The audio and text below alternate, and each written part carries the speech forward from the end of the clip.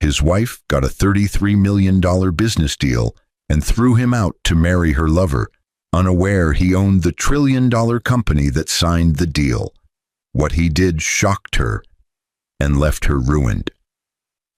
Rebecca Hart stood in the marble lobby of her struggling marketing firm, holding the contract that would change everything, but as she signed the papers that morning, she had no idea the deal came from her husband's empire, the same husband she was about to discard like yesterday's trash.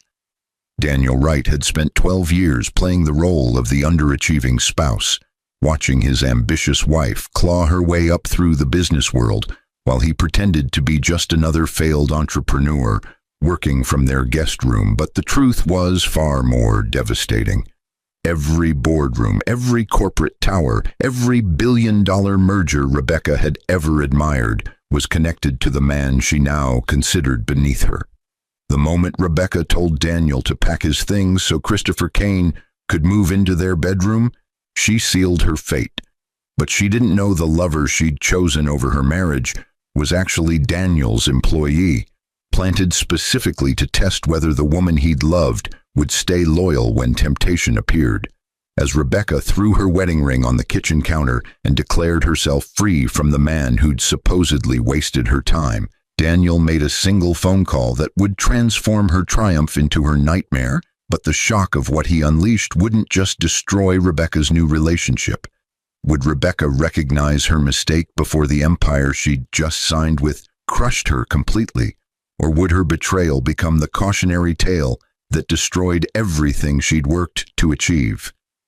The contract felt heavy in Rebecca Hart's hands, but not because of the paper's weight. It was the gravity of $33 million pressing against her consciousness, the validation she'd chased for 7 brutal years, finally materializing in corporate letterhead and legal binding signatures. She stood alone in her firm's conference room at 6 in the morning, watching dawn break over Manhattan's skyline through floor-to-ceiling windows, but her mind wasn't on the beauty of the moment. It was calculating how quickly she could remove the dead weight dragging down her life. Daniel would need to be gone by tonight, but that seemed like a small price to pay for the freedom she'd earned, the future she deserved, the life Christopher Kane promised her when he'd whispered about second chances during their late-night strategy sessions. The irony was that Daniel had been sleeping in that same building's penthouse suite when Rebecca signed the papers, but he wasn't asleep. He was watching through secure feeds, observing his wife's face as she betrayed him with ink and ambition, measuring the depth of her disloyalty with the precision he'd brought to building his empire. 12 years earlier, Daniel Wright had made a decision that would define this moment. But back then he'd been optimistic, foolish even, believing that genuine love could exist without the corruption of wealth and power. He'd met Rebecca at a charity fundraiser where she'd been serving drinks to pay her way through business school, but he hadn't approached her as Daniel Wright, the man whose grandfather had built Wright Global Enterprises into a trillion-dollar colossus. He'd approached her as Danny, a consultant with dreams bigger than his bank account, a nobody with ambition but no connections.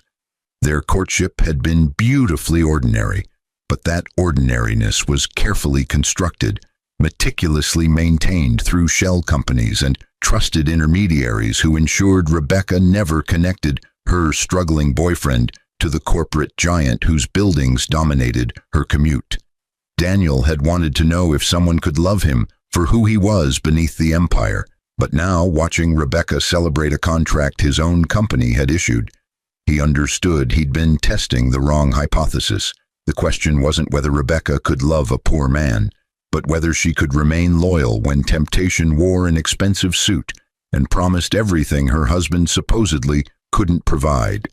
Christopher Kane had been Daniel's most trusted acquisition specialist before becoming his most valuable spy, but Christopher didn't know he was a spy. He believed he was genuinely courting Rebecca Hart, genuinely offering her the deal that would save her failing marketing firm, genuinely building a relationship that would replace her disappointing marriage. Daniel had selected Christopher specifically because the man was everything Daniel pretended not to be. Charismatic, obviously wealthy, openly ambitious, and completely confident in his own importance. But Christopher was also completely unaware that his employment, his authority, his ability to sign $33 million contracts all flowed from the man whose wife he was currently seducing. The affair had started 6 months ago at an industry conference in Miami, but Daniel had orchestrated the meeting down to the hotel room assignments, ensuring Rebecca and Christopher would end up at the same networking dinner, seated at the same table, discovering they had complementary business philosophies and undeniable chemistry. Rebecca had come home from that conference different, but not guilty. She'd been energized, excited, talking about a potential client who understood her vision in ways Daniel supposedly never could. And Daniel had listened patiently, playing the role of the supportive but unremarkable husband who was simply glad to see his wife happy. The next 3 months had been a masterclass in controlled observation, but Daniel hadn't enjoyed watching his wife fall for another man. Every late-night text message, every unexplained business dinner, every moment Rebecca chose Christopher over their marriage had carved deeper wounds into Daniel's heart, yet he'd forced himself to remain passive, to play the fool, to see exactly how far his wife would go. The answer had arrived this morning in the form of divorce papers, served alongside the business contract. But Rebecca had been thoughtful enough to schedule them simultaneously, apparently believing that financial success would soften the blow of marital abandonment. Daniel walked through the empty corridors of Wright Global Enterprises headquarters, but this building didn't bear his name publicly. It was officially owned by a subsidiary of a subsidiary, one of 17 layers separating Daniel Wright, the anonymous husband, from the corporate entity that controlled approximately 1/8 of the world's commercial real estate.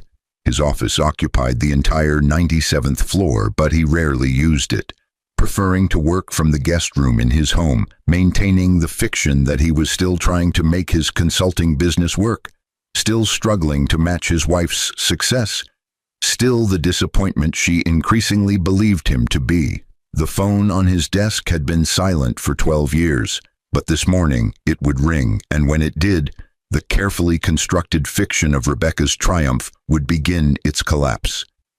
Daniel checked his watch. Rebecca would be heading home now, practicing the speech she'd deliver, the kind but firm explanation of why their marriage had run its course, why Christopher represented her future while Daniel embodied her past. But she didn't know that every word she planned to say had been anticipated, calculated, and countered weeks in advance. Rebecca's marketing firm, Hart Creative Solutions, occupied a modest office in Chelsea, but its modest appearance concealed debts that would have crushed the company within 60 days, debts that existed because Daniel had quietly purchased Rebecca's outstanding loans through intermediary companies, then deliberately called them due, manufacturing the crisis that would make her desperate enough to accept Christopher's deal. The $33 million contract wasn't just a business arrangement, but a noose disguised as a lifeline, structured with clauses that gave Wright Global Enterprises complete control over Hart Creative's operations, assets, and future earnings, effectively making Rebecca an employee of her husband's empire while she believed she'd finally achieved independence. The morning traffic was light as Rebecca drove back to their brownstone in Brooklyn Heights, but her mind was racing faster than the cars around her, rehearsing conversations, anticipating Daniel's reactions, planning how she'd pack his belongings while maintaining some semblance of dignity. She'd already arranged for Christopher to pick her up at 8 o'clock.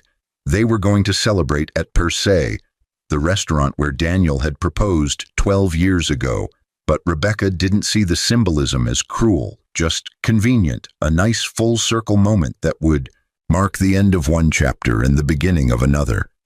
Daniel was sitting in the kitchen when Rebecca arrived, but he wasn't eating or reading or doing anything that might suggest normalcy. He was simply sitting, hands folded on the table, waiting with the patience of someone who knew exactly what was coming. Rebecca hesitated in the doorway, but then her resolve hardened, her hand reaching into her purse to retrieve the divorce papers her attorney had prepared, her voice steady as she began the speech she'd practiced. "Daniel, we need to talk about our future," Rebecca said, but there was no future in her tone, only the past tense of failed expectations and mutual disappointment. "I think we both know this hasn't been working for a long time." Daniel nodded slowly, but he didn't speak, didn't interrupt, didn't give Rebecca the argument she'd half expected, and his silence was more unsettling than anger would have been. Rebecca pressed forward, but her confidence wavered slightly, thrown off by her husband's strange calm. "I've met someone who understands my ambitions, my drive," Rebecca continued, but she couldn't quite meet Daniel's eyes, couldn't face the quiet judgment in his gaze. "Christopher Kane has offered me opportunities you've never been able to provide, and I think it's time we both admitted that we want different things from life." The name hung in the air between them, but Daniel's expression didn't change, didn't register the surprise or hurt Rebecca had expected, and his lack of reaction made her increasingly uncomfortable, made her wonder if perhaps he'd known about the affair longer than she'd realized. Rebecca placed the divorce papers on the table, but Daniel didn't reach for them, didn't even look at them, just kept his eyes fixed on his wife's face with an intensity that made her want to flee. "I've also secured a major contract today," Rebecca added, but now her words sounded defensive, as if she were justifying her decisions rather than simply stating facts. $33 million from Wright Global Enterprises. This deal will change everything for my company, for my future." Something flickered across Daniel's face at the mention of his company's name, but it was gone before Rebecca could identify it. Amusement, perhaps, or maybe just profound sadness at how completely his wife had missed the truth. Daniel finally spoke, but his voice was quiet, controlled, carrying none of the emotion Rebecca had braced herself to handle. "I'm happy for your success, Rebecca," Daniel said, but there was something in his tone that made the words sound less like congratulations and more like a eulogy. "You've worked hard for this moment. You deserve to enjoy it." Rebecca blinked, but Daniel's easy acceptance was more disturbing than resistance would have been. She'd prepared for arguments, for pleading, for the desperate negotiations of a man trying to save his marriage. But Daniel seemed almost relieved, almost grateful to be released from their relationship. Rebecca felt her certainty wavering, but she pushed the feeling aside, attributing it to guilt rather than intuition, refusing to second-guess the decision that had taken months to finalize. "I'll need you to move out today," Rebecca said, but her voice had lost some of its earlier firmness, betraying the discomfort Daniel's strange reaction had created. "Christopher is helping me celebrate tonight, and I think it would be better if you weren't here." Daniel stood slowly, but he didn't move toward the door.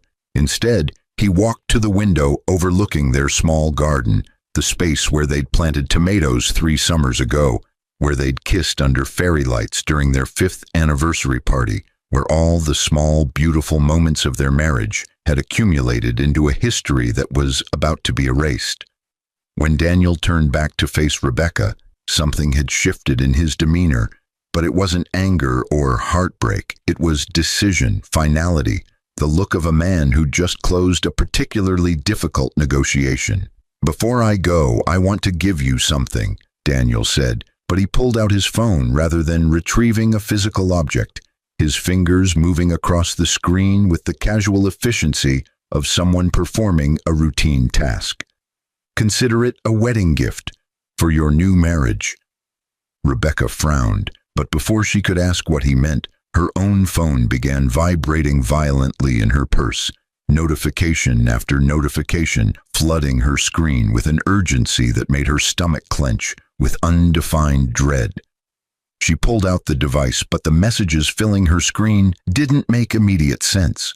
Alerts from her company's bank accounts, emails from her board of directors, text messages from her assistant that simply read, "Call me now," in increasingly frantic capital letters. Daniel watched his wife's face drain of color, but he felt no satisfaction in her panic. This moment represented the death of his last hope, the final confirmation that the woman he'd loved had never existed outside his imagination. Rebecca's fingers trembled as she opened the email from her bank, but the words on the screen seemed impossible, nonsensical, a mistake that would surely be corrected once she made the right phone calls. The $33 million contract had been revoked, but that was just the beginning. Wright Global Enterprises was exercising Clause 17, subsection B of the agreement Rebecca had signed that morning, a clause that gave the company complete authority to recall all payments, seize all assets provided under the contract, and demand immediate repayment of any funds already transferred. Rebecca's company bank accounts had been frozen, but worse than frozen, they'd been emptied. Every dollar transferred back to Wright Global with the efficiency of a surgical strike.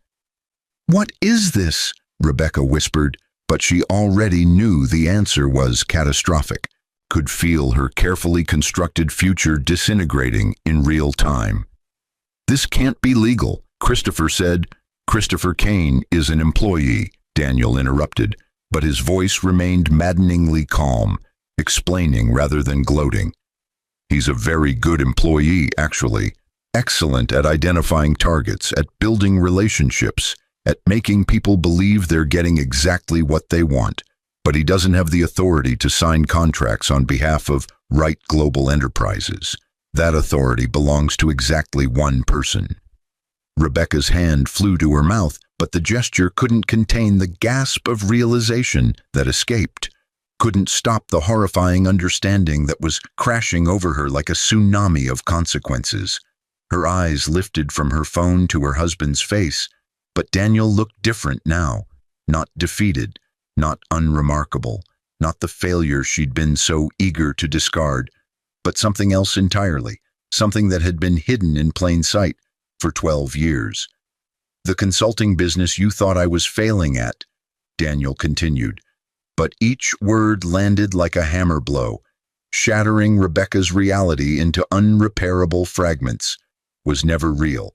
The guest room office, the long hours, the modest income, all of it was theater, a role I played because I wanted to know if you could love me without the empire.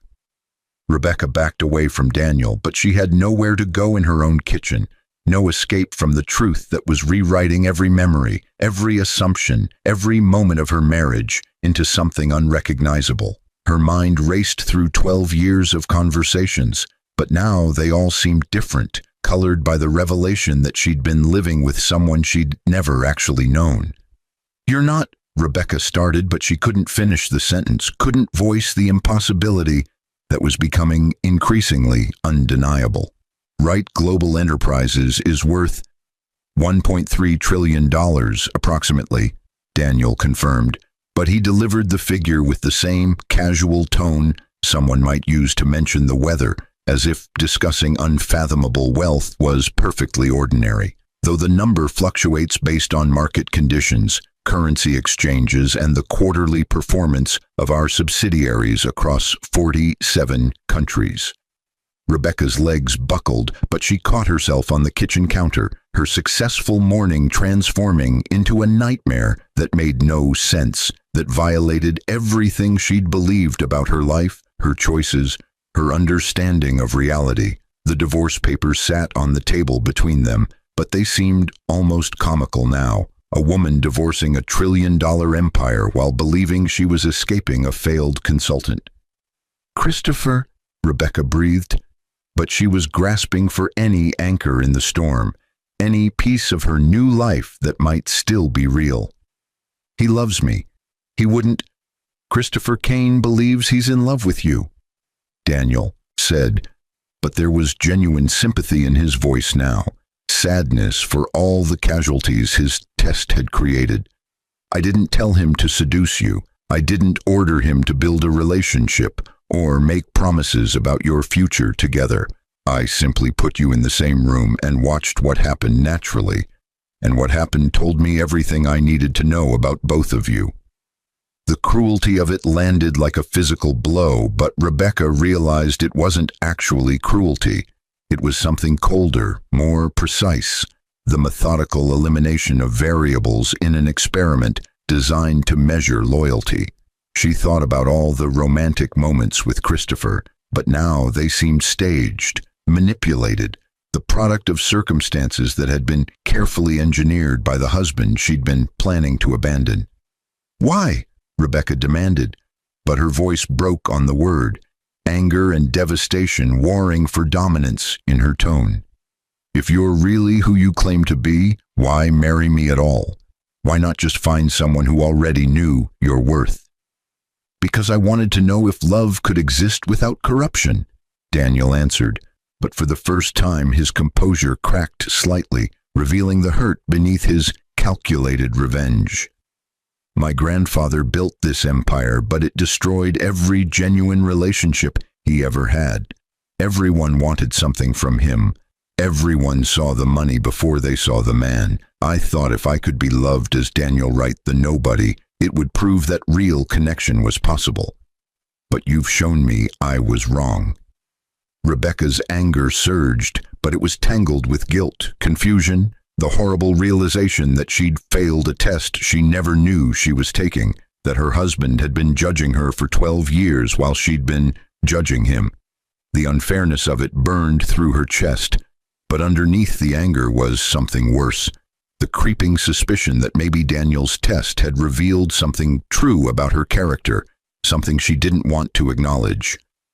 "You lied to me for 12 years, Rebecca spat, but her accusation sounded weak even to her own ears, undermined by the fact that she'd been preparing to leave him for a man she'd known 6 months. "You manipulated me, tested me like I was some kind of experiment." "I gave you 12 years to love me for who I actually am," Daniel countered, but his voice hardened now, the calm facade cracking to reveal the anger underneath.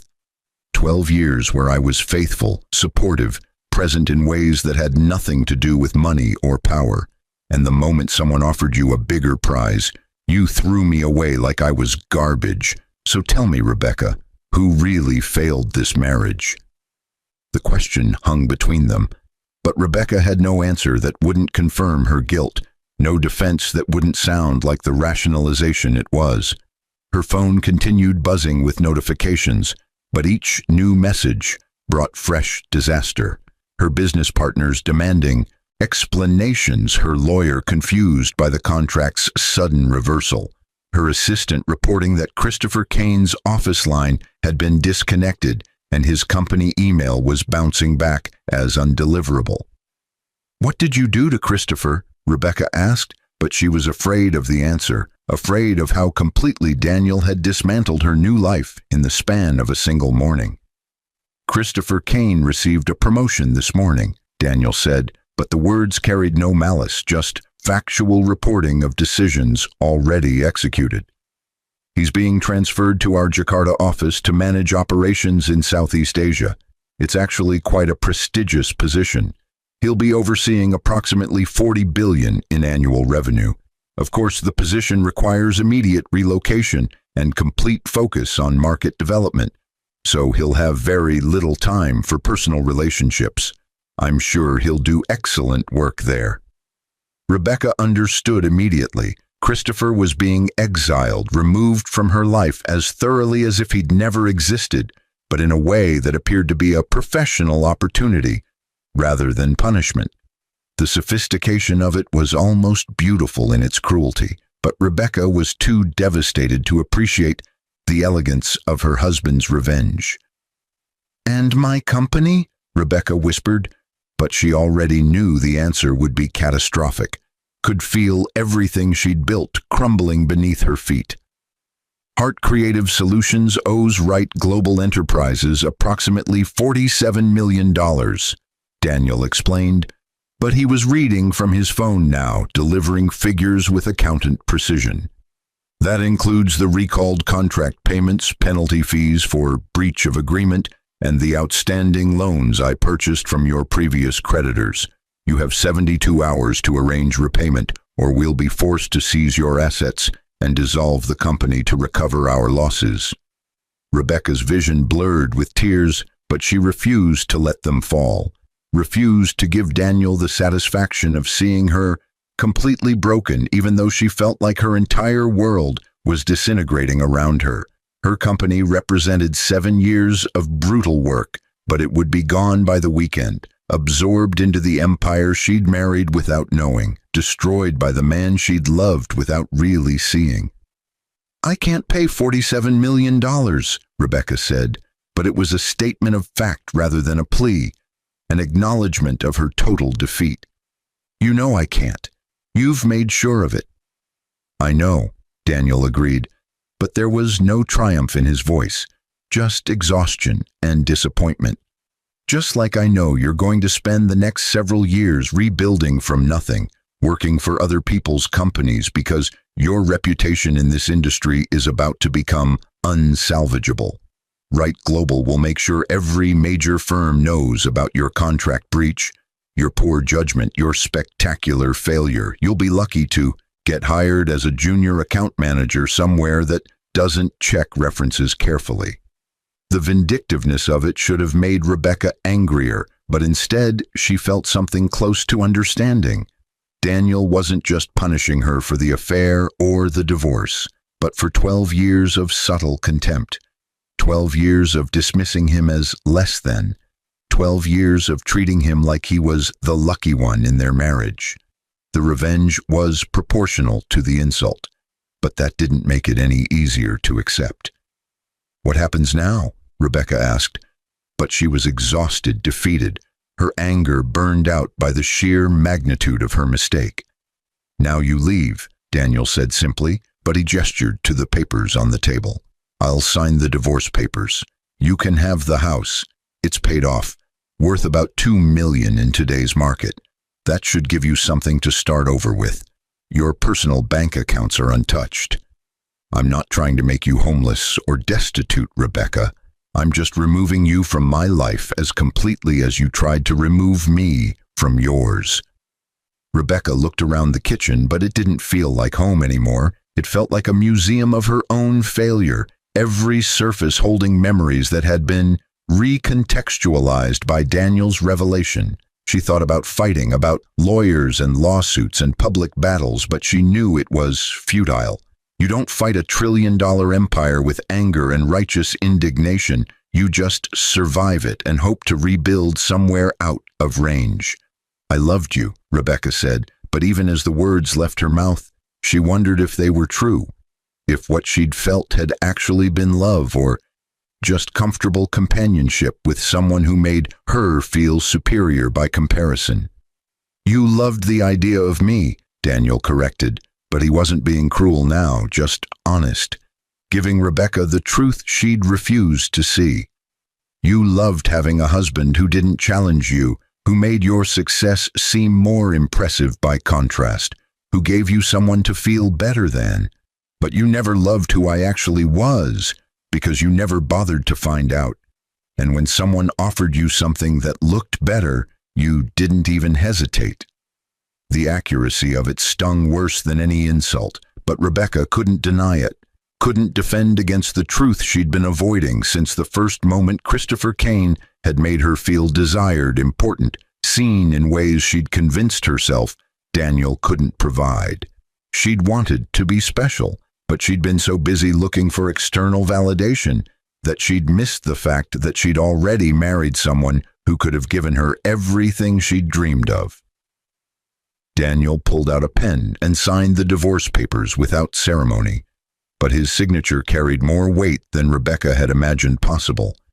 Daniel Alexander Wright, the name she'd shared for 12 years without understanding its significance, without knowing that it opened doors to rooms where global policy was decided, where fortunes were made and destroyed, where power moved in currents too vast for most people to comprehend. "There's one more thing," Daniel said as Rebecca gathered the papers with shaking hands, but his voice had softened slightly, taking on a quality that reminded her of the man she'd married, before ambition and betrayal had poisoned everything between them. I want you to know that this didn't make me happy. Destroying your company, ending your relationship with Christopher, watching you realize what you've lost, none of it felt good. It just felt necessary. Rebecca nodded, but she couldn't find words to respond, couldn't articulate the complex tangle of emotions churning through her chest.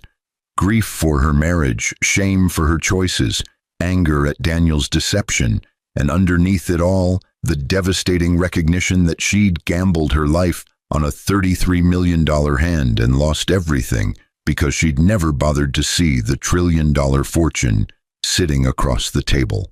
3 months later, Rebecca sat in a coffee shop in Portland, Oregon, but the 3,000 miles between her and New York felt like another universe, a different life where she'd been someone successful and ambitious rather than a cautionary tale whispered in business school case studies.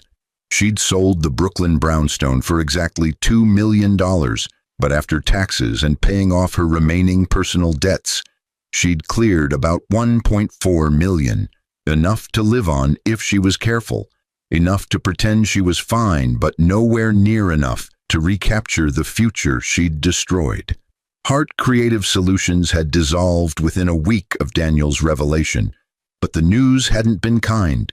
Industry publications had covered her fall with the kind of gleeful schadenfreude reserved for those who'd climbed too high and fallen too spectacularly. The articles didn't mention Daniel's true identity or his role in her company's destruction, but they detailed her poor judgment, her breach of contract, her inability to maintain professional relationships, painting a picture of someone fundamentally unfit for leadership positions. Christopher Kane had sent her one email from Jakarta, but it had been brief, professional, offering apologies that felt rehearsed and explanations that revealed nothing about whether he'd known he was being used as a weapon in someone else's war. Rebecca had read it 17 times looking for subtext, but there was nothing there, just polite regret from a man who'd moved on to his prestigious new position and wasn't looking back at the wreckage he'd left behind. Rebecca's phone rang, but she didn't recognize the number, hesitating before answering with the caution of someone who'd learned that unexpected calls rarely brought good news. The voice on the other end was female, professional, identifying herself as Margaret Chen from Wright Global Enterprises legal department, and Rebecca's stomach dropped even as her curiosity sharpened. What could Daniel possibly want from her, now that he'd already taken everything? Ms. Hart, I'm calling to inform you about a trust that's been established in your name, Margaret said, but her tone suggested this was routine business rather than anything dramatic. Mr. Wright has deposited $50 million into an account that will become accessible to you in exactly 10 years, provided you meet certain conditions. Rebecca's breath caught, but she forced herself to listen rather than interrupt, to understand what new game Daniel was playing, what trap this money represented. Margaret continued without waiting for response, reading from what sounded like a prepared statement, outlining conditions that were simultaneously generous and insulting. The conditions are as follows, Margaret explained, but her voice remained neutral, suggesting she'd delivered this kind of message before. You cannot work in marketing, advertising, or any related field during the 10-year period. You cannot attempt to contact Mr. Wright, his associates, or any employees of Wright Global Enterprises. You must maintain employment in a field unrelated to your previous career. You must complete 1 year of counseling focused on personal growth and relationship patterns, and you must agree to share your story publicly if requested, serving as a case study in business ethics courses at 3 universities of Mr. Wright's choosing. The conditions were humiliating, but they were also survivable. 10 years of exile in exchange for $50 million and the chance to rebuild a life, to become someone other than the woman who'd thrown away a $1 trillion marriage for the illusion of something better. Rebecca closed her eyes, but she saw Daniel's face as it had looked that morning in their kitchen, saw the sadness beneath his anger, the hurt beneath his calculated revenge. Why is he doing this? Rebecca asked, but she wasn't sure she wanted the answer. Wasn't sure she could handle more revelations about the man she'd thought she'd known. Mr. Wright instructed me to tell you that everyone deserves a second chance, Margaret replied, but now there was something in her voice that suggested personal opinion rather than scripted message. He believes you're capable of growth, of becoming someone who values people over opportunities. He's giving you 10 years to prove him right. What you do with that time is entirely up to you. The call ended, but Rebecca sat in the coffee shop for another hour, watching people pass on the street outside, ordinary people living ordinary lives without trillion-dollar fortunes or spectacular failures haunting their every decision. She thought about the next 10 years, but for the first time since that morning in her kitchen, she felt something other than devastation.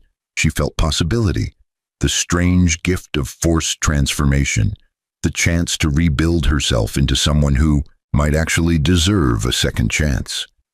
Daniel Wright stood in his office 97 floors above Manhattan, but he wasn't thinking about his empire or his investments or the countless decisions that required his attention. He was thinking about the woman he'd loved and lost, wondering if 10 years would be enough time for her to understand what she'd thrown away, what she'd missed by looking at him without seeing him. The divorce papers sat in a frame on his desk, but they weren't displayed as a trophy. They were a reminder that even unlimited resources couldn't buy genuine connection, that all the money in the world couldn't replace the simple human need to be known and valued for who you actually were. The revenge had been satisfying in the moment, but 3 months later it just felt empty. Another transaction completed, another negotiation won, another victory that changed nothing about the fundamental loneliness Daniel had been trying to escape since his grandfather first explained that wealth would always corrupt every relationship, every interaction, every attempt at authentic human connection. Rebecca had proven the old man right, but Daniel found no comfort in that confirmation, just the bitter knowledge that his experiment had failed, that love couldn't survive prosperity's test, that the question he'd spent 12 years trying to answer had finally been resolved in the worst possible way. Years from now, Rebecca would stand in front of a lecture hall full of business students, but she wouldn't be teaching them about marketing strategies or brand development. She'd be telling them about the $33 million deal that cost her everything, about the husband she'd dismissed without ever really knowing, about the trillion-dollar empire she'd married and divorced without understanding what she'd lost. The students would listen with the smug certainty of young people who believed they'd never make such obvious mistakes. But some of them would remember her story years later, when their own ambitions blinded them to the value of what they already had. The newspapers never reported that Daniel Wright had been married, but his employees whispered about it sometimes, speculating about the guest room office that had sat empty for 12 years, about the boss who'd lived a double life without anyone noticing, about the wife who'd divorced $1 trillion because she thought she'd found something better. The story became legend within the company, but it was always told with uncertainty about whether it was inspiring or tragic, whether Daniel's test proved something profound about human nature or just demonstrated that trust destroyed is impossible to rebuild. Christopher Kane built a successful career in Jakarta, but he never married, never committed to relationships that lasted longer than a few months, carrying the knowledge that he'd been used as a weapon in someone else's war, without ever understanding the full scope of what he'd destroyed. Sometimes he thought about Rebecca, but mostly he tried not to, tried to focus on his work and his accomplishments and the prestigious position he'd earned through skills he now questioned were actually his own. Rebecca did complete the counseling, but it took 3 attempts before she found a therapist who could help her understand what had driven her to prioritize ambition over connection, to value achievement over loyalty, to see her husband as an obstacle rather than a partner. The work was painful, but it was necessary. 10 years felt like enough time to become someone different, someone who might actually deserve the second chance Daniel had given her, someone who would never again mistake a person's circumstances for their character. The $50 million sat in its trust account, but Rebecca rarely thought about it during those 10 years. She was too busy rebuilding her life as a high school teacher, working with teenagers who reminded her of her younger self, ambitious and certain and completely unaware of how much they didn't yet understand about what actually mattered. Teaching didn't pay well, but it satisfied something deeper than her marketing career ever had. Gave her purpose that wasn't tied to contracts or commissions or the validation of people who only cared about what she could do for them. On the day the trust became accessible, Rebecca sat in her modest apartment in Portland and stared at the bank transfer notification, but she didn't feel the excitement she'd expected. She felt sad, grateful, and impossibly distant from the woman who'd signed that $33 million contract, believing it would change her life.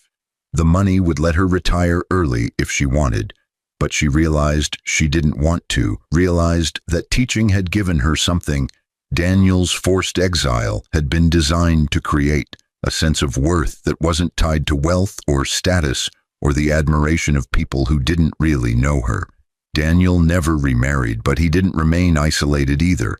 He dated occasionally, women who knew his identity from the start, who accepted that relationship with him meant relationship with his empire, but none of those connections felt real, genuine, the kind of love he'd hoped to find when he'd first approached Rebecca at that charity fundraiser 12 years and a lifetime ago. He'd proven his grandfather wrong about one thing, though. Wealth didn't have to destroy every relationship, but it did make finding authentic connection exponentially harder, made every interaction suspect, made trust nearly impossible to establish and even harder to maintain. The case study became standard reading in business ethics courses at Harvard, Wharton, and Stanford, but the students who read it never learned the real names, never knew that the $33 million deal and the $1 trillion empire were real rather than hypothetical. They debated whether Daniel's test was ethical, whether Rebecca's choice was understandable, whether Christopher's role was forgivable, arguing passionately about abstract principles while missing the fundamental truth the story was designed to teach. That character is revealed in moments of temptation, that loyalty cannot be bought or tested, but only given freely, and that sometimes the biggest opportunities come disguised as disasters, while the greatest losses appear as triumphs. 20 years after that morning in the Brooklyn kitchen, Rebecca received an invitation to a charity fundraiser in Manhattan, but the invitation didn't come from Daniel. It came from the foundation his grandfather had established, requesting her presence as a keynote speaker about second chances and personal transformation. Rebecca accepted, but her hands trembled as she wrote the response, knowing that speaking at the event meant possibly seeing Daniel again, possibly having to face the man she'd betrayed with the person she'd become since that betrayal. The night of the fundraiser, Rebecca stood at the same venue where she'd first met Daniel all those years ago, but everything was different now. She was different, older, changed by 10 years of forced reflection and authentic work, carrying $50 million she'd never expected to receive and wisdom she'd paid for with everything she'd lost. She delivered her speech without notes, telling her story with the kind of honesty that only comes from having truly learned from catastrophic mistakes. And when she finished, the room was silent for 3 full seconds before erupting in applause that felt less like approval and more like recognition of shared human failure. Daniel Wright sat in the back row, but Rebecca didn't see him until after her speech, didn't notice him standing apart from the crowd until she was leaving the stage, and their eyes met across the room. Time had changed him too. More gray in his hair, more lines around his eyes, but the same careful intelligence in his gaze, the same ability to see through surfaces to the truth underneath. They didn't speak that night, but Rebecca received an email the next morning, brief like Christopher's message from Jakarta years ago, but carrying completely different weight. different possibility. Daniel wrote that her speech had been powerful, that she'd clearly done the work he'd hoped she'd do, that he was genuinely proud of who she'd become, but the email ended with a sentence that made Rebecca's heart race, even as her mind urged caution. "I'd like to buy you coffee sometime," Daniel had written, but there was no pressure in the invitation, no expectation, just genuine interest in reconnecting with someone he'd once loved, once tested, once pushed away because the pain of betrayal had been too fresh to imagine anything else. Not as your ex-husband or as the man whose empire you divorced, but as someone who'd genuinely like to know who Rebecca Hart has become. If you're interested, you know where to find me. Rebecca stared at the email for 3 days before responding, but when she finally did, her answer was simple, honest, and completely uncertain about what it might lead to. She said yes. She'd have coffee. She'd like to know who Daniel Wright had become too. But she made no promises beyond that single meeting, refused to let hope override the hard-won wisdom that had cost her everything to acquire. Their coffee meeting lasted 4 hours, but it wasn't romantic or dramatic or anything that suggested they might rebuild what had been destroyed. It was two people with enormous shared history, trying to understand if friendship was possible after betrayal, if forgiveness could exist without forgetting, if second chances applied to relationships, as well as individual transformation. They talked about the past but didn't dwell on it, acknowledged the hurt but didn't weaponize it, explored whether the people they'd become could build something new without being haunted by who they'd been. The ending wasn't dramatic because real life rarely is. Rebecca and Daniel didn't remarry, didn't fall back into passionate reunion, didn't erase the years of damage with convenient reconciliation. Instead, they built something smaller but more authentic. A friendship based on genuine knowledge of each other, on acceptance of past mistakes, on the recognition that sometimes the most important thing two people can do is acknowledge that they both deserved better than what they'd given each other the first time around. Rebecca used her $50 million to start a foundation focused on business education for underprivileged students, but she didn't run it as a CEO. She taught classes herself, mentored teenagers who reminded her of her younger self, tried to help them understand that success wasn't just about ambition, but about character, about valuing people over opportunities, about recognizing that sometimes the biggest wealth sits across your breakfast table every morning, wearing an ordinary face. Daniel continued running his empire, but he did it with more transparency, ending the double life that had defined his marriage to Rebecca, accepting that if genuine connection required his identity to be known up front, then that was the price of authenticity, the cost of finding someone who might love both the man and the empire without being corrupted by either. 25 years after Rebecca Hart signed the $33 million contract that destroyed her life, she stood in the lobby of Wright Global Enterprises for the first time as an invited guest rather than an unknowing wife. But the building felt different now, less intimidating, more human, a place where decisions happened rather than a temple of wealth she'd never understood existed. The security guard checked her credentials with professional courtesy, but he didn't know he was greeting the woman whose story had become corporate legend, the cautionary tale that every new executive at Wright Global learned during their orientation about the dangers of underestimating the quiet people in your life. Daniel had invited her to attend the dedication ceremony for the Right Heart Educational Initiative, but Rebecca had initially refused, uncomfortable with having her name attached to Daniel's empire even after all these years of careful friendship, reluctant to let their shared history become public in ways that would invite speculation and judgment. Daniel had persisted, though, and eventually Rebecca understood why. The initiative wasn't about her redemption or his forgiveness, but about transforming their mutual failure into something that might prevent others from making the same mistakes, might help young people understand that character mattered more than opportunity. That loyalty was more valuable than advancement, that sometimes the person you dismiss as unremarkable is actually the most remarkable person you'll ever meet. The ceremony was held in the building's atrium, but it wasn't the formal corporate event Rebecca had expected. Instead, it was intimate, personal, attended by 50 high school students who'd received scholarships from the foundation Rebecca had built with her second chance money, students whose lives were being changed by resources that had originated in betrayal and grown through transformation. Rebecca watched these teenagers mingle with Daniel's executives, but she felt something close to peace, acceptance that the worst moment of her life had eventually produced something genuinely good, that redemption was possible even when you couldn't undo the damage you'd caused.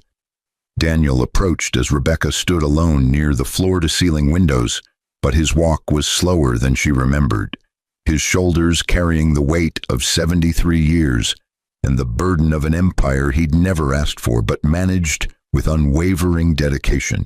They'd seen each other perhaps 30 times in the past 25 years, but always in neutral spaces, coffee shops, public parks, charity events, never in the building that represented everything Rebecca had married without knowing, divorced without understanding, and spent decades learning to see differently. "Thank you for coming," Daniel said, but there was genuine gratitude in his voice rather than social courtesy, real appreciation that Rebecca had overcome her discomfort to support something they'd built together from the wreckage of their marriage. "I know this building holds difficult memories." Rebecca smiled, but it was tinged with the kind of sadness that never completely fades, the permanent mark that profound mistakes leave on even the most healed hearts. She'd remarried 7 years ago to a high school principal named Thomas Brennan, but her second marriage was nothing like her first. Thomas knew everything about her past, about her failures, about the $33 million deal and the $1 trillion mistake, and he'd chosen her anyway, chosen her because of who she'd become rather than despite who she'd been. "The memories aren't as painful as they used to be," Rebecca replied. But she was looking at the students rather than at Daniel, watching them laugh and dream and plan futures they believed they controlled. Mostly they just feel distant now, like they happened to someone else. "I suppose in a way they did. I'm not that person anymore." Daniel nodded, but he understood exactly what she meant. Had spent his own decades transforming from the hurt young man who'd orchestrated elaborate revenge into someone who could view their shared history with perspective rather than pain, who could stand beside his ex-wife without anger or regret, just acceptance of what had been and gratitude for what had grown from the ashes.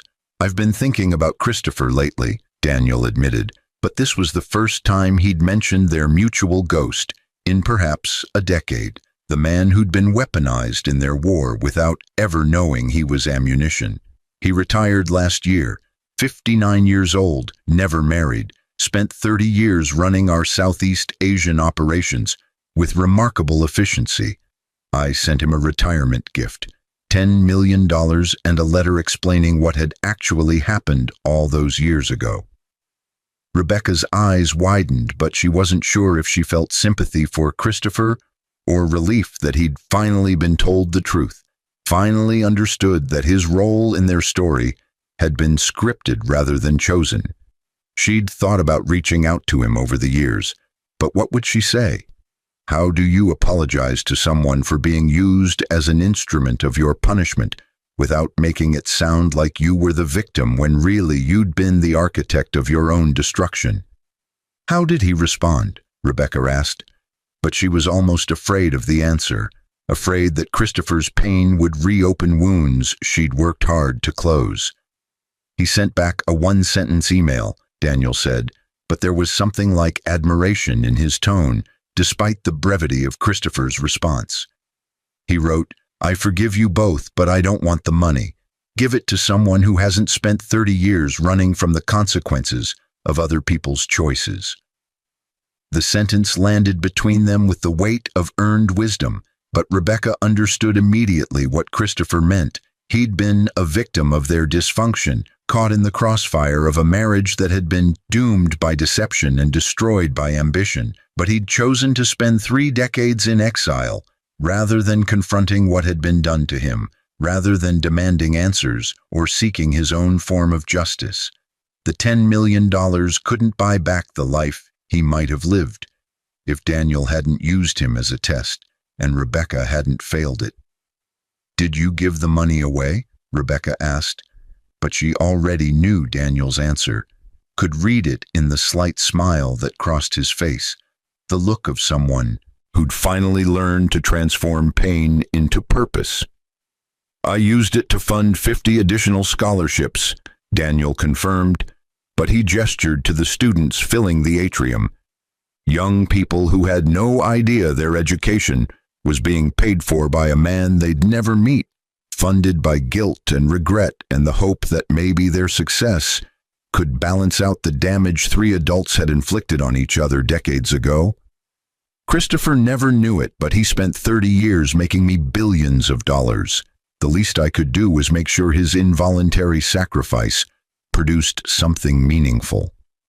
Rebecca watched a young girl, perhaps 17, wearing a scholarship program t-shirt and carrying dreams that probably looked a lot like Rebecca's had at that age, laugh at something her friend said, but Rebecca felt the familiar ache of recognition, the knowledge that this girl would make her own mistakes, face her own temptations, discover her own capacity for both loyalty and betrayal. The best Rebecca could do was tell her story honestly, teach these students that ambition without character led nowhere worth going, that opportunities could be traps disguised as triumphs, that the quiet people you dismiss might be the ones who change your life forever. The dedication ceremony began, but Rebecca found herself standing next to Daniel, rather than sitting with the audience, united in their role as cautionary tales who'd somehow become mentors, as people who'd failed spectacularly but learned profoundly, as ex-spouses who'd destroyed each other and then rebuilt something honest from the ruins. The foundation's director, a brilliant woman named Patricia Rodriguez who'd grown up in poverty and now held a doctorate in education, spoke about opportunity and transformation, but she didn't mention Rebecca and Daniel's history, didn't explain that every dollar funding these scholarships originated in betrayal and revenge. After the ceremony, one of the students approached Rebecca, but the girl's question was unexpected, disarming in its directness. "Ms. Hart, is it true you used to be married to Mr. Wright?" Rebecca glanced at Daniel, but he simply nodded, giving her permission to answer however she felt appropriate, to share as much or as little of their story as she thought this young woman needed to hear. Rebecca took a breath, but she decided on honesty, the same brutal self-examination that had defined her past 25 years. "Yes, I was married to Mr. Wright for 12 years, Rebecca confirmed, but she met the girl's eyes directly, refusing to hide from the judgment that might follow. "And I divorced him because I thought I'd found something better, someone who appreciated my ambition more than he did. I was wrong, spectacularly, devastatingly wrong in ways that cost me my career, my reputation, and nearly destroyed any chance I had at becoming someone I could respect." The girl processed this information, but her next question revealed she'd already heard some version of their story, already knew the broad strokes, even if she didn't know the specific details. "Is it true he was a billionaire the whole time and you didn't know?" "Trillionaire, actually," Rebecca corrected, but she said it with the weary amusement of someone who'd long ago stopped being impressed by numbers that vast, who'd learned that wealth without wisdom was just another form of poverty. "And yes, I didn't know. He wanted to find out if I could love him without knowing about his money. I failed that test, and it taught me more about my own character than any success ever could have." The girl seemed satisfied with this answer, but before she walked away, she said something that made Rebecca's throat tighten with unexpected emotion. "Thank you for being honest about failing. Most adults just tell us about their successes and pretend they never made mistakes. It's nice to hear from someone who screwed up and survived."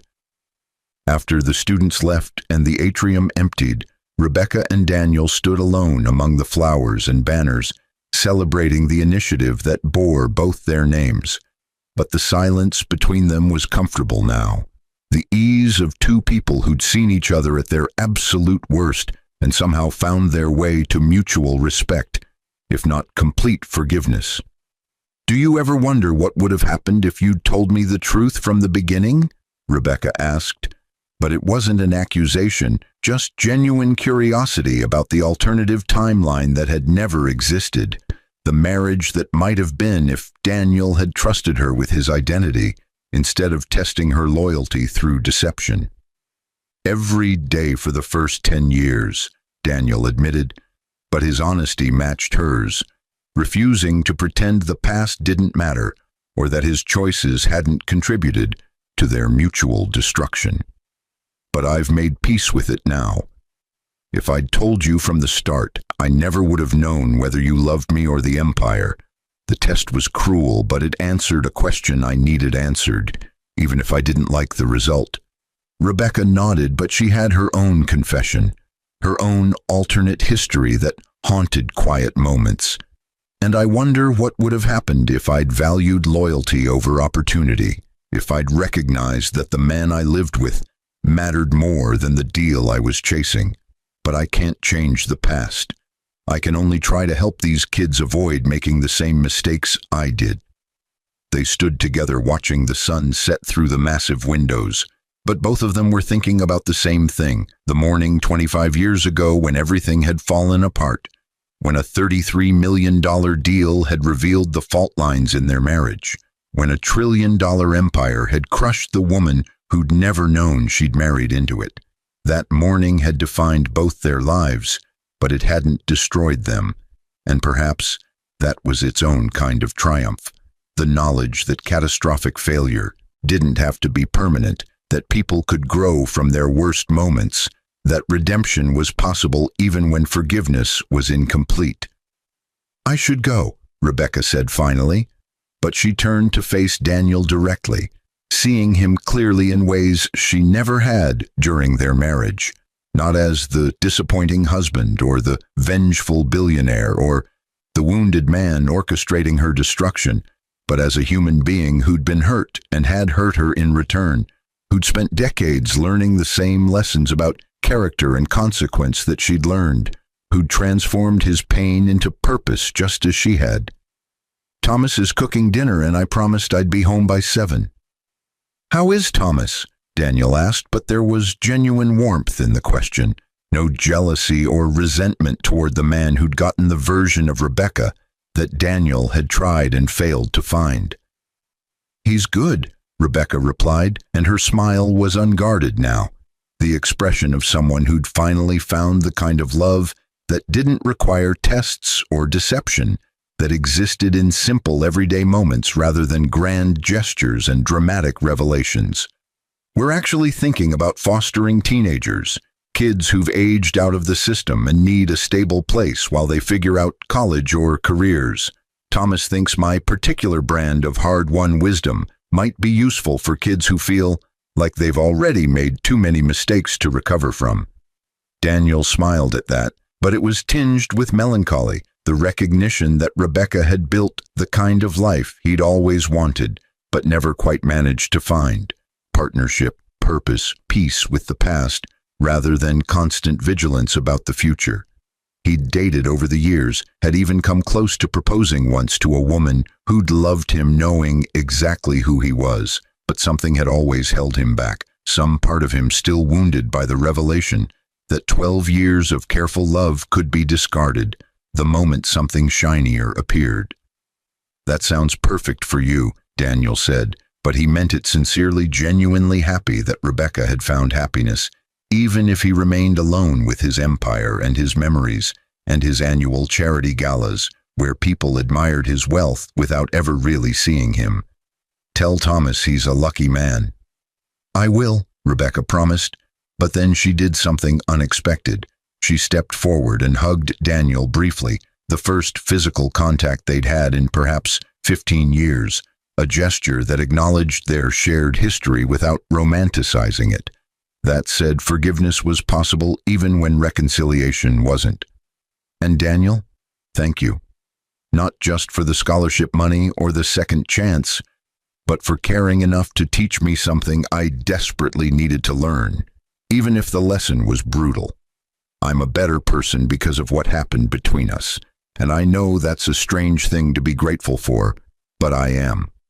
Daniel returned the hug carefully, but he felt something.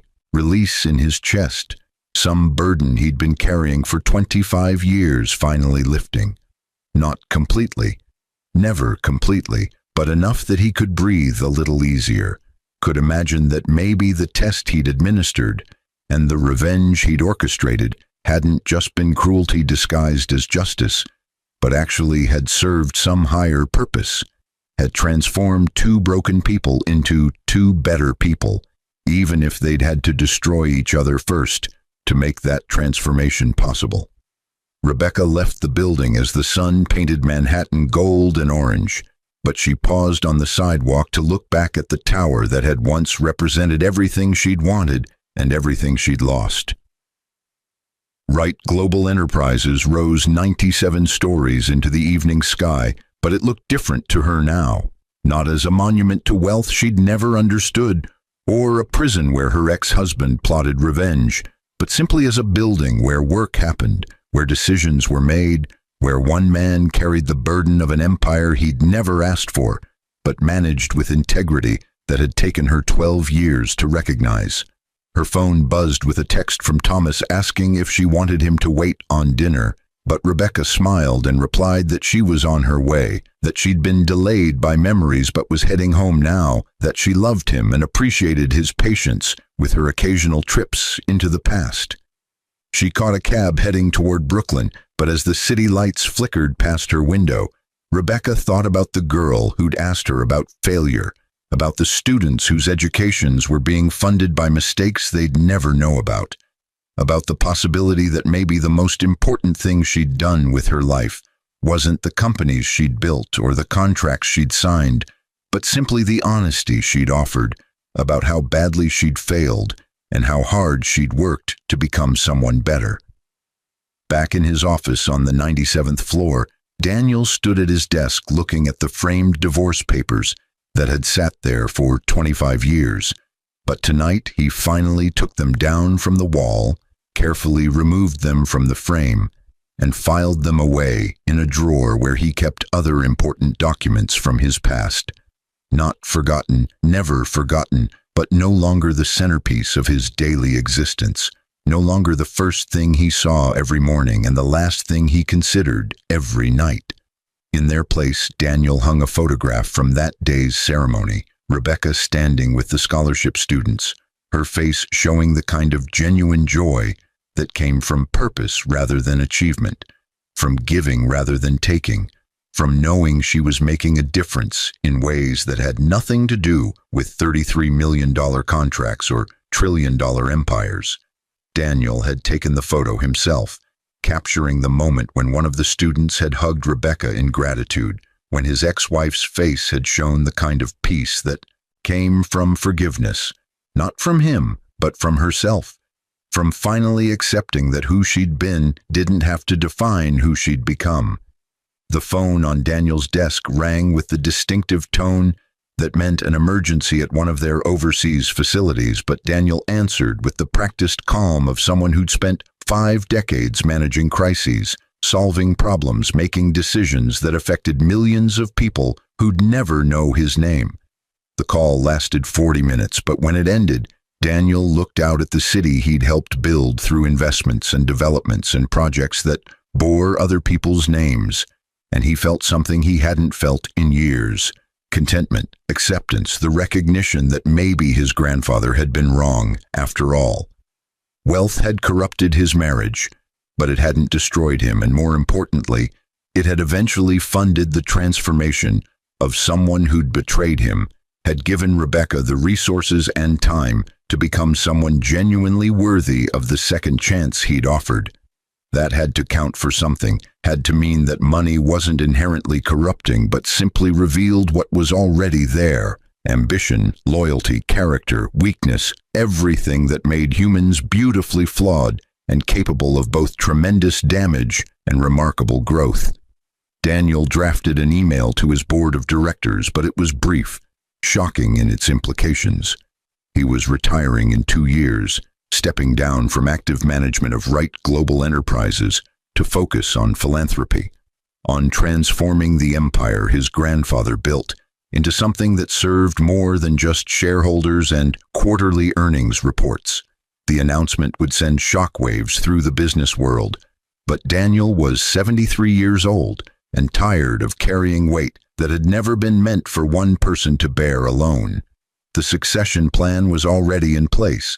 A brilliant woman named Jennifer Wu, who'd risen through the ranks based on merit rather than connections, who knew Daniel's identity and had chosen to work for him anyway, who represented the kind of leadership that valued people over profits, without sacrificing the competence necessary to manage a trillion-dollar enterprise. Jennifer would do well, Daniel thought, would transform the company in ways he'd never imagined, would prove that his life's work could outlast his personal failures and become something that genuinely made the world better. 3,000 miles away, Rebecca walked into her modest house in Portland, but Thomas met her at the door with the kind of kiss that spoke of 15 years of steady partnership, of love that didn't require tests or drama or spectacular gestures, just daily choice to see each other clearly and choose each other anyway. They ate dinner talking about their potential foster children, but the conversation was excited, hopeful, full of the kind of purpose that made Rebecca grateful for every lesson she'd learned the hard way, every mistake that had brought her to this moment where she finally understood what actually mattered. "You seem peaceful tonight," Thomas observed, but he knew her well enough to recognize that she'd been carrying tension about the ceremony, about seeing Daniel, about having their history made semi-public through the foundation that bore both their names. "How was it?" "It was good," Rebecca said, and she meant it, could say it without reservation or lingering pain. "Really good. I think we've finally figured out how to transform something broken into something useful. It only took us 25 years. Thomas laughed, but it was gentle, understanding, the sound of someone who'd made his own mistakes and appreciated that wisdom came slowly, painfully, through failures that taught lessons success never could. They cleaned up dinner together, moving through their kitchen with the comfortable synchronization of long partnership. And Rebecca thought about the morning 25 years ago when she'd stood in a different kitchen, throwing away a wedding ring and a marriage without understanding what either actually represented. She didn't regret divorcing Daniel. Staying in a marriage built on deception would have been its own kind of betrayal, its own failure of integrity. But she regretted the person she'd been, the choices she'd made, the values she'd prioritized. The $33 million deal had seemed like her salvation, but it had actually been her reckoning, the moment when her character was tested and found wanting, when ambition revealed itself as a poor substitute for loyalty, when she learned that success without integrity was just another form of failure. But she'd learned, had grown, had become someone who could stand in front of students and say, "I failed spectacularly, and here's what it taught me." And that honesty felt more valuable than any contract she'd ever signed, more important than any business she'd built, more meaningful than any achievement that looked impressive on paper, but had required her to compromise who she wanted to be. Years later, when Rebecca Hart died at 87, surrounded by the foster children who'd become her family and the students she'd mentored into successful careers, her obituary mentioned the foundation but not the scandal, celebrated her transformation but not the betrayal that had necessitated it. Daniel Wright attended her funeral, but he sat in the back row, just another mourner among hundreds of people whose lives Rebecca had touched. And when people asked how he'd known her, he simply said, "We were friends," because it was true. They had been friends, eventually, after everything else had burned away. Daniel lived another 6 years after Rebecca's death, But his final act was to ensure that the Right Heart Educational Initiative would continue in perpetuity, funded by a trust so vast that it could provide scholarships for thousands of students every year, transforming one couple's spectacular failure into generations of opportunity for young people who needed to know that mistakes weren't permanent, that character could be rebuilt, that second chances were possible even after the worst betrayals. The story never went viral because the principals refused to name themselves publicly, but it lived in business school case studies and late-night conversations, and the cautionary tales parents told their ambitious children about the dangers of valuing achievement over character, opportunity over loyalty, success over integrity. The details changed in each retelling, sometimes 33 million, sometimes 40, sometimes the marriage lasted 10 years or 15 or 20, but the core truth remained constant. His wife got a $33 million business deal and threw him out to marry her lover, unaware he owned the trillion-dollar company that signed the deal. What he did shocked her and left her ruined. But the story didn't end with her ruin, because real life rarely follows the clean narrative arcs of fiction, rarely delivers perfect justice or complete redemption, rarely offers the satisfaction of seeing villains punished and heroes rewarded.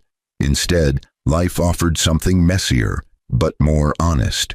Two people who'd failed each other spectacularly but learned profoundly, who'd destroyed their marriage but saved their souls, who'd lost everything that looked valuable but found everything that actually mattered. And in the end, perhaps that was the real lesson, not that betrayal deserves punishment or that tests reveal character, but that humans are capable of both terrible mistakes and remarkable growth, that the worst moments of our lives can become the foundation for our best selves, and that sometimes the most important thing we can do is fail honestly, learn thoroughly, and transform completely into people who might actually deserve the second chances we're given. The Right Heart Foundation continues its work, but if you visit their headquarters, you'll find only a small plaque explaining the names. No dramatic story, no scandal revealed, just a simple statement that two people who'd once been married had chosen to transform their failure into something that might help others avoid making the same mistakes. Students receive scholarships without knowing they're funded by betrayal and revenge and eventual forgiveness, without understanding that every dollar they receive represents hard-won wisdom about character and consequence, and the long, difficult road from catastrophic failure to earned redemption. And maybe that's exactly how it should be. The past serving the future without the future having to carry the weight of every mistake that made their opportunities possible. Second chances given by people who'd needed them desperately and received them graciously. Transformation funded by the knowledge that even trillion-dollar fortunes can't buy back time, but they can shape tomorrow into something better than yesterday ever was. The story ends not with triumph or tragedy, but with acceptance. Acceptance that love can fail without destroying the people who loved, that betrayal can teach without permanently damaging, that revenge can transform into purpose, that ex-spouses can become allies, that mistakes can become wisdom, and that sometimes the most important thing two people can do for each other is survive their mutual destruction and build something meaningful from the ruins they created together.